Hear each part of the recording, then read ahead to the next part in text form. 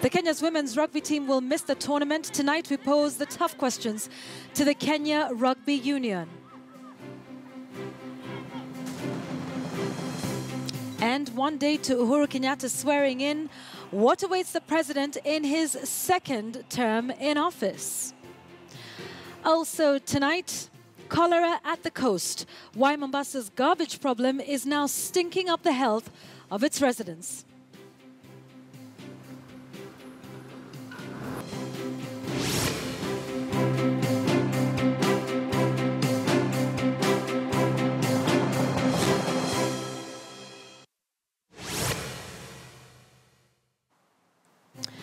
I'm Yvonne Okwara Matole. On Checkpoint tonight, we will look at the state of Kenya from a different lens altogether. Tonight, I'll be speaking to a writer, a performing artist, a lawyer, and an activist. Join our conversation later on this show. But first, let's begin with our top story tonight. And that is what's happening in the world of sports. Now, the Kenya national rugby women's team, the Lionesses, will miss the Dubai Sevens Women Invitational Tournament for the first time since making their debut in the 2009 season.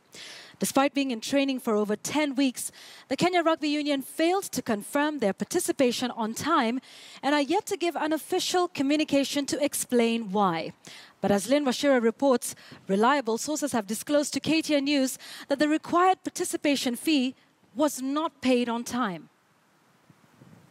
In the competition so far, the Kenya Lionesses, the second best of women rugby team in Africa, behind the South African outfit who won the 2017 Africa Rugby Trophy as Kenya settled for second place to earn an automatic qualification to the 2018 Commonwealth Games.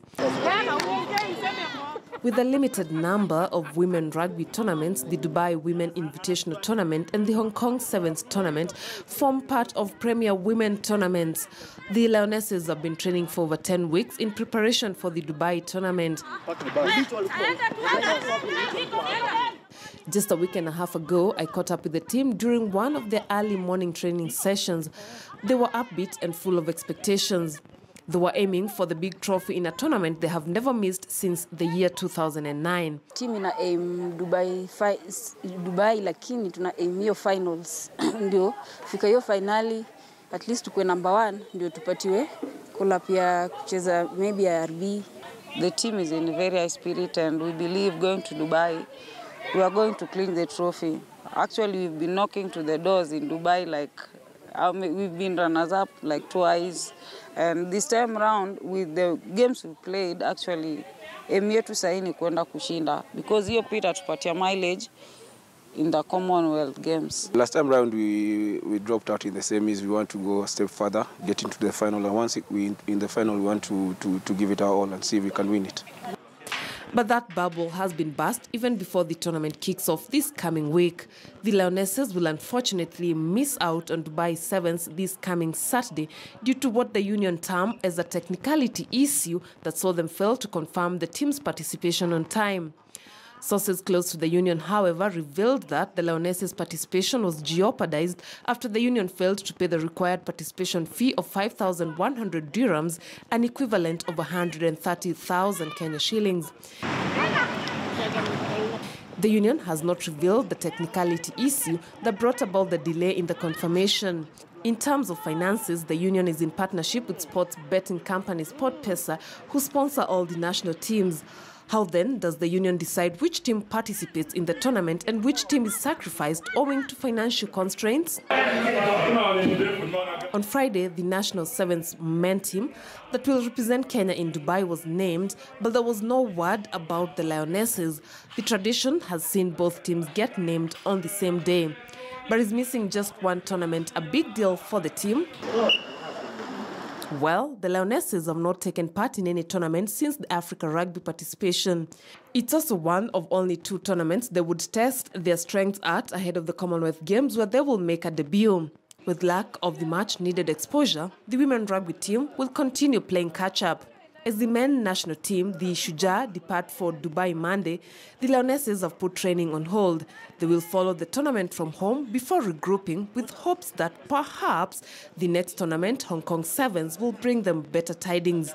Lynn Washira, Checkpoint. Right, and want to pick up from Lynn Bashir's exclusive report on what's going on with the rugby team. That's the Lionesses that will not be traveling to Dubai tomorrow. Our sources have revealed that the women's team's participation fee was not paid. But let's speak to the person in charge of rugby in this country, and that's the chairperson of the Kenya Rugby Union, Richard Omwela, who now joins me on phone. Richard, good evening, and thank you for speaking with us on CheckPoint tonight. Why aren't the Lionesses going to Dubai tomorrow? I think there's a wrong perception that it's an issue of registration. For the women to participate in Dubai, it's not an automatic slot for them. It's normally by invitation. When you get the invitation, you then look at the resources that you have to be able to participate in that tournament. So the perception that we did not register them for the tournament is a wrong perception. So let's get that clarified. That is not an issue of our failing to register. I mean, 5,000 dirhams for the union is not an amount that I would say is insurmountable. So let's not cheat ourselves. That's not the issue. The issue is whether we had the resources capable of taking the Lionesses into Dubai for the tournament. Right. We have always done that, and we will always try to support the Lionesses wherever possible. All right, so you say resources are an issue, but yet at the same time, the 130,000 participation fee isn't a big figure. Which is it? I mean, when you talk about going to participate, Yvonne, we have to talk about the air tickets, because being an invitational tournament, you have to pay the air tickets, you have to pay your own accommodation, you have to pay the ground transport. For us, it was coming to about $30,000, an amount that we don't have at the moment to spend on that tournament. But Richard, this amount of money was available for the Shujaz. That's the men's rugby team. Yes, there's a difference, Yvonne. The men's team is sponsored by SportPesa, and the men's team is also sponsored by World Rugby. Don't forget that being a core team, they're actually sponsored by World Rugby. All right, Richard, but SportPesa, as you say, is the main sponsor. And from our understanding of the arrangement they have with the Kenya Rugby Union, they sponsor all national teams. So wouldn't that apply to the men's national team and the women's national team as well? Not in equal measure, Yvonne. I mean, why not in equal measure, Richard? Because their main focus was to get into the HSBC World Rugby Series, which is the men's tournament, and not while they came in as part of special sponsorship for the women, is to see whether we can continue to support the women. But their key focus was on the men's rugby. So are you saying then that the women's team isn't a national team because you say the sponsorship was on the men's? From our understanding, it's all national teams. That would be the 7s, the 15s, the men, and the women. Yvonne, I've not even said anything about the women's team not being a national team. We all know it's a national team. And but the sponsorship is for national teams. No, sponsorship particularly targets the men's 7th team. Let's not run away from that responsibility. All right, but then there's the issue of how this was communicated, and that it hasn't officially been communicated to the women's team, who've been training very hard for the Dubai 7s, but aren't being given official communication as to why they're not going. It may have been a communication issue. As I said, this tournament is an invitational tournament. As soon as the information comes in, we look at resources to see, are we able to get to the team to Dubai, or are we not able to? If there's a miscommunication, then that is something that our team has to look at in terms of why wasn't it communicated in time. Do not forget that the team has just returned from Tunisia, where they were going to qualification in terms of the Commonwealth and the World Cup, and they have qualified for the Commonwealth, and we need to see how best can we support them in going into the Commonwealth Games. All right, so you do admit that there was a communication failure and that the women's team who've been training for a long time for this were certainly not the first to know about this decision to not take them to Dubai.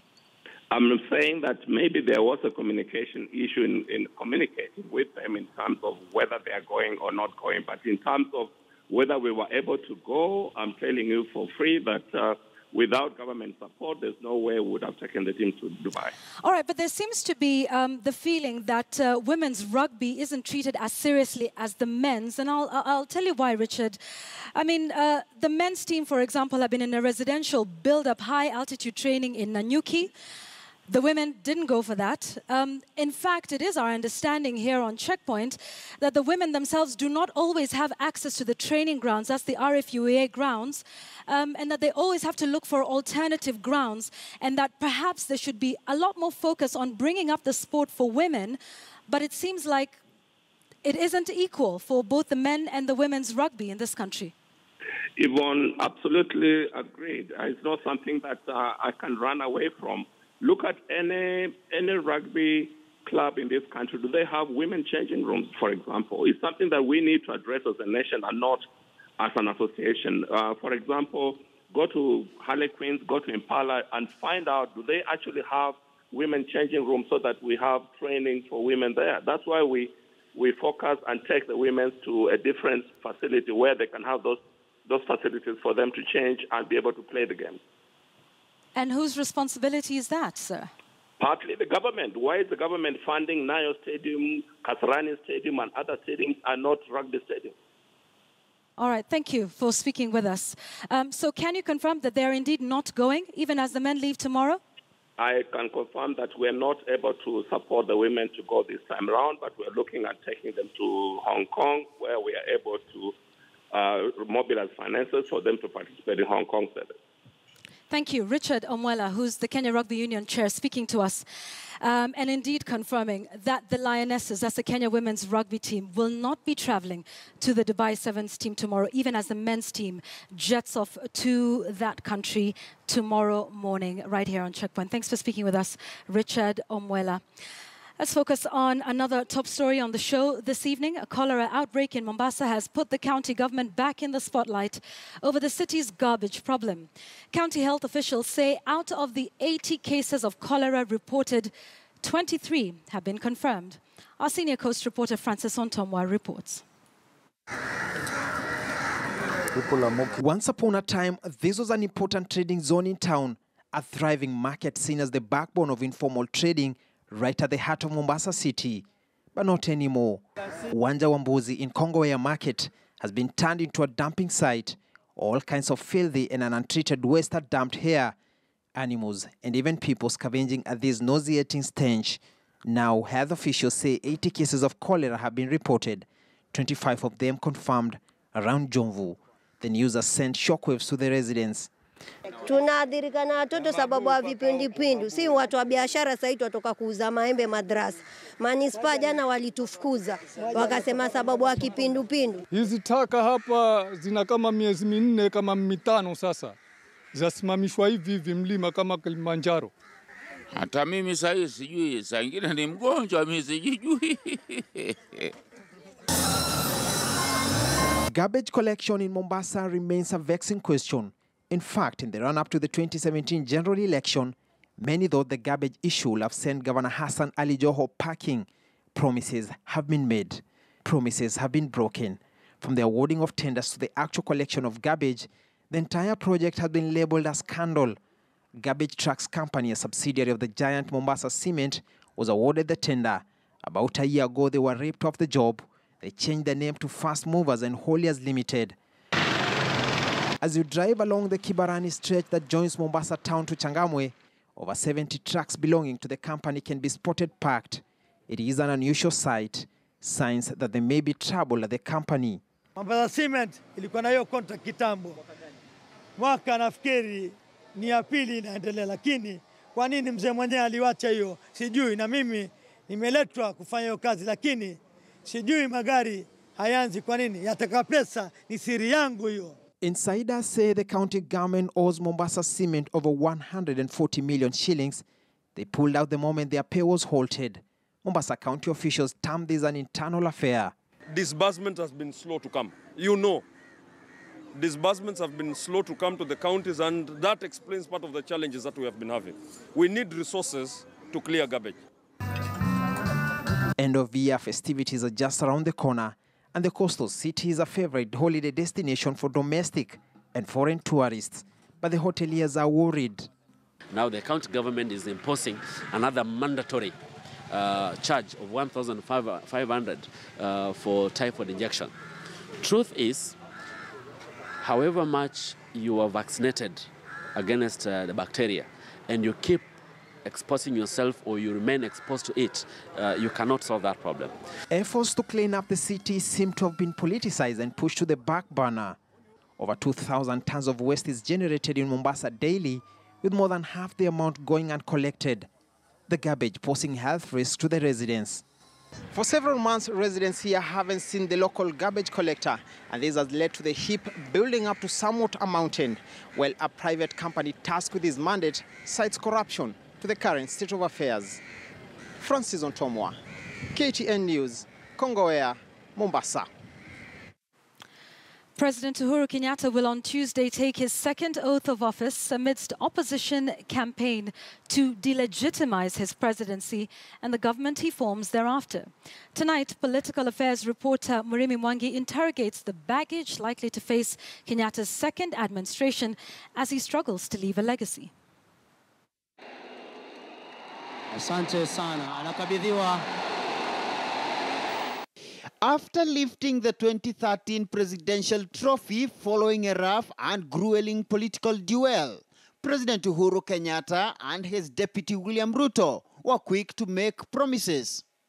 The time has come to ask not who we voted for, but what future we are all devoted to. Shortly, there will be no difference. You will not distinguish those who voted for Jubilee from those who voted for CORD, because Kenyans have a way of doing their thing. A prophecy which 4 years later, it appears, was a hard one to be fulfilled, as the two now prepare to take their second oath of office to lead a sharply divided nation. Torn between Jubilee supporters celebrating Kenyatta and Ruto's 5 more years in power. A opposition leader, Raila Odinga's followers, protesting the Tuesday ceremony, with an opposition rally scheduled to happen parallel to the Tuesday swearing-in, amidst calls from multiple quarters for dialogue. We do not find it worthy to associate with ourselves the exercise that has gone on. It's a mockery of our democracy. It rolls back the many gains we have made in the electoral process, and we have declared abundantly clear that as long as there is no electoral justice, there will be no peace for the government. Once leaders start talking to each other, then you see the rest of the people will fall suit. So we need to lead by example, because if you see, if the senators start talking together because they've been elected, members of parliament and other leaders start engaging and talking, that is a good platform to start healing our country. The biggest difference between 2013 and 2017 is that in 2017 there are issues of legitimacy. There is a portion of this country that has refused to recognize him as president. That wasn't the case. In 2013, the Jubilee duo, though then weighed down by crimes against humanity charges at the Hague-based International Criminal Court, endeared themselves to the masses through attempts to demystify the presidency. But the monster of corruption severally reared its ugly head, casting a dark shadow on the Jubilee administration. The several reported scandals mirroring the filth of graft that dogged previous administrations. A major challenge on Kenyatta's second term. Analysts say with pressure to leave a legacy, rebuild a hurting economy and unite a dangerously divided country and enhance inclusion, Jubilee's second term will be without such a honeymoon. You cannot fix an economy when some people are threatening to boycott certain products and services. You cannot talk about an economy where the country is not one. So you must fix the socio-political issues first. He has nothing to lose. The burden is in 2022 is for the deputy or any other aspirant for the presidency, but for him, he can close the chapter and make sure that he leaves the nation a united nation. Ruto is keen to succeed President Kenyatta in 2022, and the backroom power games are widely expected to take shape, particularly as Kenyatta prepares to name his second cabinet. Muremi Mwangi, KTN News.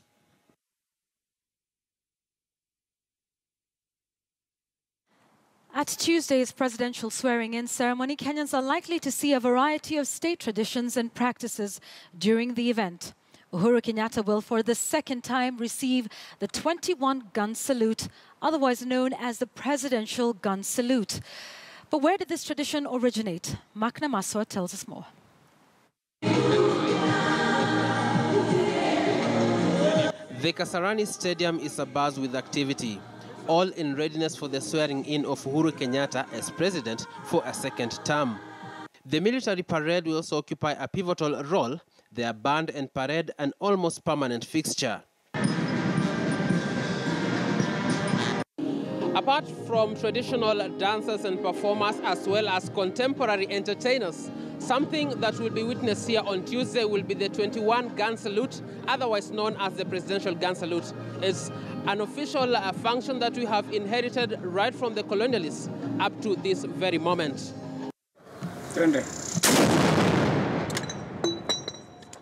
But where exactly did the gun salute come from? Now, cannons used in gun salutes and warfare have existed from as early as the 14th century alongside guns. The English first deploying them against the Scots in a 1327 battle. Cannons then became important in naval warfare and were mounted on ships. It then became tradition that whenever ships approached a port and wanted to declare their peaceful intentions, they would fire cannons, and since it took a long time to load them, those at the port will interpret this as a sign of peace, since the approaching ships were now temporarily disarmed. In the beginning, ships were equipped with 7 cannons, the number 7 having gained biblical and astrological significance. However, on land, multiples of 7, which is 14 or 21 shots, could be fired. And by 1730, the Royal British Navy was prescribing 21 gun salutes for events such as anniversaries. And in 1818, the United States formally adopted the tradition of the 21 gun salute as the highest honor to the president, president-elect, visiting member of the reigning royal family, ex-president, and heads of states, as well as during their respective funerals. It has now become standard practice across the world, Kenya included, and modern cannons feature, although ceremonially, in official events such as welcoming heads of states and dignitaries. Promulgation of the new constitution and state funerals, and key state functions such as taking oath of office as president. Mark Namaswa, KTN News. Lecturers say they are not aware of the 5.28 billion shillings released by the government in response to the lecturers' strike. Universities had asked the dons to call off the go-slow after the government discharged the funds for their salaries and house allowances.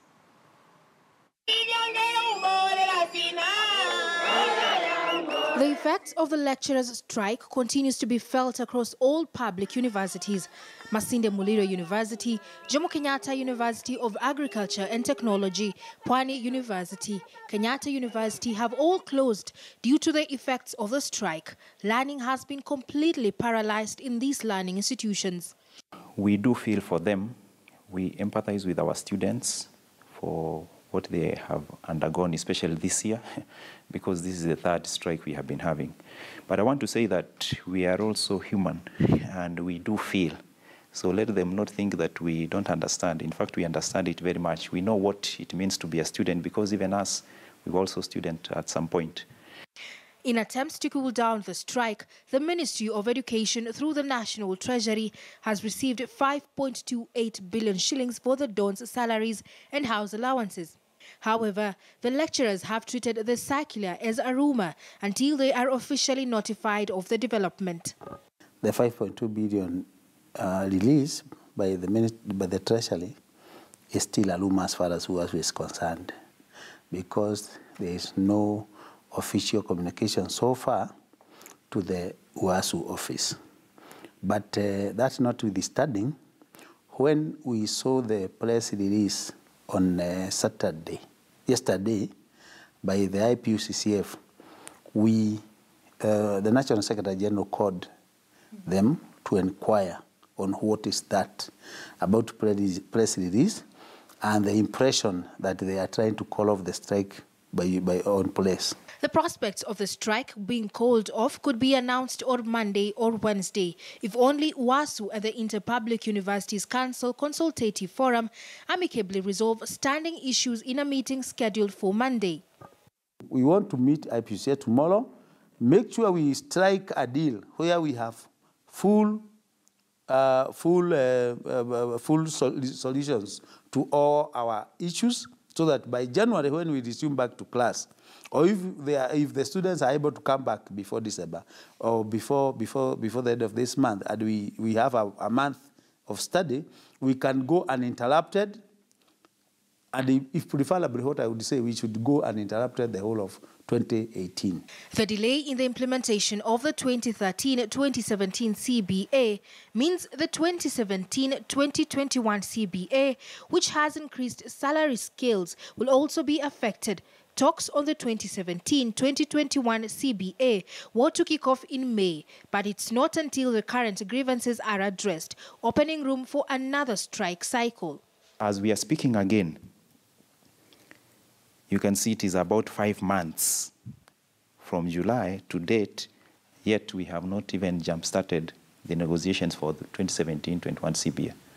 Therefore, this CBA for 2017-21 is just the same like 2013-2017, but now we are looking at the increment. The government has released 10 billion shillings to cater for the lecturers' demands, but failed to sustain the promise, leading to the current strike that has lasted for 26 days. If their concerns are resolved, learning in public universities could resume next week until mid-December. Caroline B., KTN News. We're taking a short break here on Checkpoint, but when we come back, our conversation on the state of Kenya's politics and governance. Plus, we'll also have for you the updates from today's Stanchet Marathon. Stay with us right here on Checkpoint. We'll be right back.